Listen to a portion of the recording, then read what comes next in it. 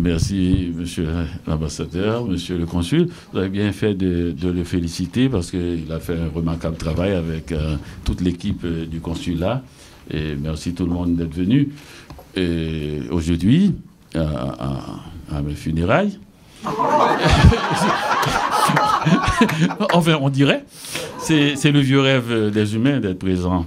Et d'ailleurs, c'est déjà fait. Hein. À Miami, j'ai vu une dame qui avait fait ses funérailles en sa propre présence. Oui, en prenant des notes pour tous ceux qui sont venus, et ceux qui ont pleuré, ceux qui n'ont pas pleuré. Oui, pareil, les Américains, ils franchissent tous les tabous. Hein. Ce dernier tabou de les funérailles, c'est après votre mort. Non, c'est fini. C'est fini, il suffit de le faire. C'est une cérémonie comme une autre. Hein. Vous faites avant. C'est mieux. Et on contrôle tout. Et voilà le maître mot de notre époque, contrôler. Eh bien, je vous remercie d'être présent là. Et j'ai vu le consul, M. Viard, et on a discuté de cette idée qui me semble très intéressante au moment où, à chaque fois, il y a dans l'information des images comme ça négatives sur Haïti, de proposer une série de portraits d'hommes et de femmes. Et on a souvent dit là un homme, une œuvre, mais on avait dit aussi une femme, une œuvre. C'est selon. Et c'était un homme dans le sens général du terme qu'on disait. Et ça, et de fil en aiguille, puisque le consul était venu chez moi, on a regardé un peu ma production. Et vrai, on a remarqué qu'il est d'un certain intérêt que les jeunes gens qui viennent au consulat et puissent voir la production de quelqu'un qui est arrivé ici en 1976 et qui a tout écrit ici. J'ai l'habitude de le dire et cette exposition le montre bien vrai. Et je suis né en Haïti, mais je suis né écrivain à Montréal. Et j'étais journaliste en Haïti, hein, je n'ai pas appris à écrire ici.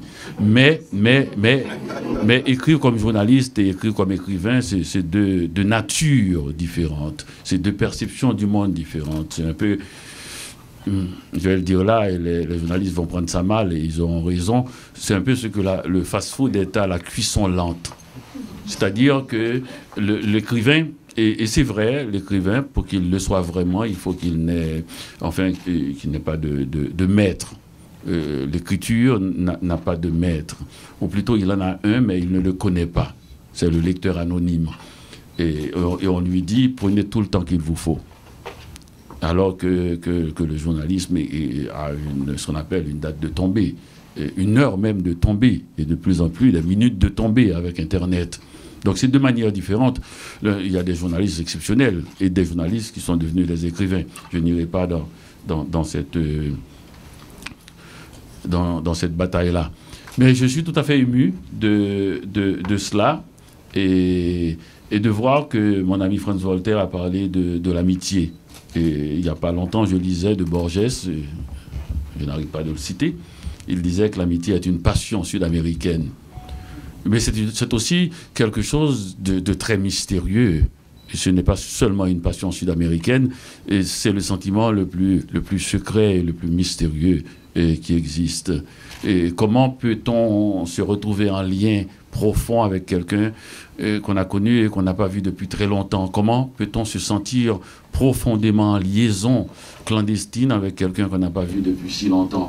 Et l'amitié, on le dit de plus en plus souvent, il faut l'arroser. Je n'y crois pas. Je crois que l'amitié, c'est un sentiment qui chemine, qui fleurit la nuit, si l'on peut dire.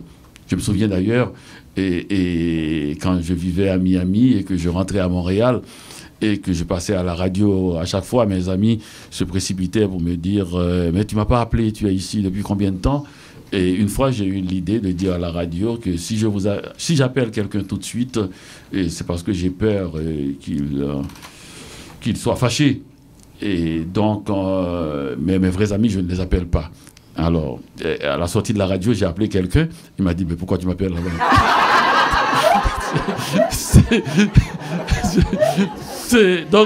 Donc c'est ça un peu, et je suis tout à fait d'accord avec, encore une fois d'accord avec Voltaire, qui est l'un de mes plus anciens amis ici. avec qui on a fait la cuisine avec Émile Olivier, dont il faut citer le nom, puisqu'on parle de littérature dans cette salle, et qui a été un peu le guide des portes étroites, aurait dit Gide et Émile Olivier. Et je remarque que la littérature, les gens que je connaisse et qui viennent de cette culture-là, le roman passe par la cuisine. Et Voltaire a beaucoup fait la cuisine, Émile Olivier aussi, a un canard à l'orange qu'il fait. Et c'est vrai que c'est une métaphore qui m'a toujours habité, et ce lien entre la cuisine et la littérature, l'idée de la cuisson lente, l'idée aussi de mettre des éléments disparates dans une chaudière avec peut-être le rêve que cela donne quelque chose qui n'est ni le goût de la viande, ni le goût des légumes, ni le goût des épices. Et l'idée même que les épices seraient une forme de style. Mais ce qui relie remarquablement la littérature à la cuisine, c'est le fait que celui qui fait la cuisine généralement ne mange pas, et comme celui qui n'écrit n'arrive pas tout à fait et ne pourra jamais lire son livre. On ne peut pas lire le livre qu'on a écrit, parce qu'on l'a lu si longuement dans des diverses versions, et qu'on n'aura jamais la fraîcheur du lecteur qui vient juste de l'ouvrir pour la première fois. Cette fraîcheur est interdite à celui qui a passé tant d'années à le lire. Donc, pour moi, c'est la même chose que de voir ma mère et faire la cuisine, et généralement, elle ne s'assoit pas avec nous. Elle ne mange que seule bien plus tard. Bien plus tard, c'est vrai, bien plus tard, c'est le mot. Et ces jours-ci, c'est le mot. Pour Jacques Godbout, qui sûrement, peut-être, j'espère, se relit, et peut-être trouve une certaine fraîcheur dans ces livres qui ont tant attendu ce lecteur-là, ces livres qu'il aurait écrit, qu'il a écrit d'ailleurs, durant toutes ces années.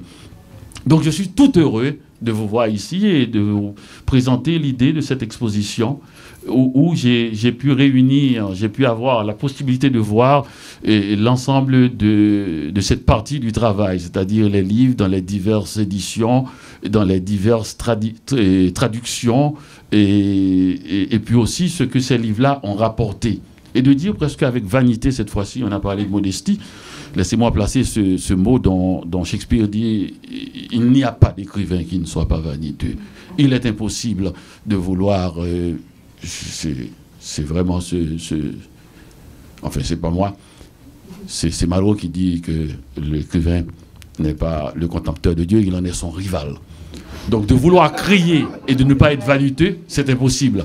Alors, dans ma vanité, je dois dire que le jeune homme qui arriva ici en 1976 et qui a vécu comme un clochard est devenu uniquement en employant les 26 lettres de l'alphabet, un voyageur, et a pu faire la vie qu'il a rêvé, c'est-à-dire lire, écrire, voyager. Et bien sûr, les femmes.